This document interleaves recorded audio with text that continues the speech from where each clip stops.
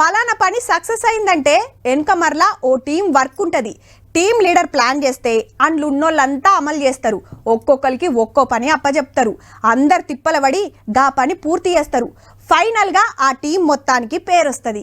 ఆ టెన్క వాళ్ళ పనితనం గుర్తించి అవార్డులు ఇస్తారు. సేమ్ టు సేమ్ గసొంటి టీం కథే ఇది.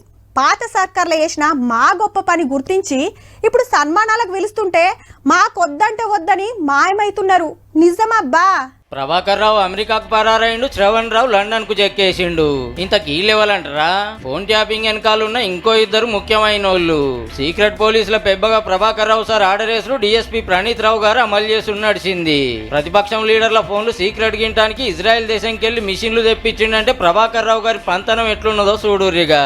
ఇద్దరికి సూటరిగా ఉంది, ఒకటే డిపార్ట్మెంట్. ఇగేముంది, ప్రవీణ్ సార్ కు ప్రమోషన్ల మీద ప్రమోషన్లు. సర్కార్ మారినాక సార్ అరెస్ట్ అయ్యి ఎంక్వైరీలు అన్ని చెప్తుండే వరకు ఇక నా పని కూడా అయ్యేటట్టుందని అమెరికాకి వెళ్ళిపోయిందట ప్రభాకర్ సారు. పోలీసులు పోయి ఇల్లంతా చెకింగ్ చేసిండ్రు. ఏమన్నా దొరికినాయో లేదో బయటికి చెప్పలే గాని. ఇక శ్రవణ్ గారేమో ఫోన్ నెంబర్లు పంపిండట.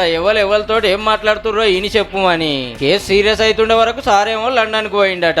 వీళ్ళింట్లో కూడా పుణుకులాడి ల్యాప్టాప్లు, పెన్ డ్రైవ్లు, హార్డ్ డిస్కులు పట్టుకపోయిండ్రు పోలీసులు. భూపాలపల్లి అడిషనల్ ఎస్పీ భుజంగరావు సార్ని అదుపులోకి తీసుకున్నారు ఇదే కేసులా.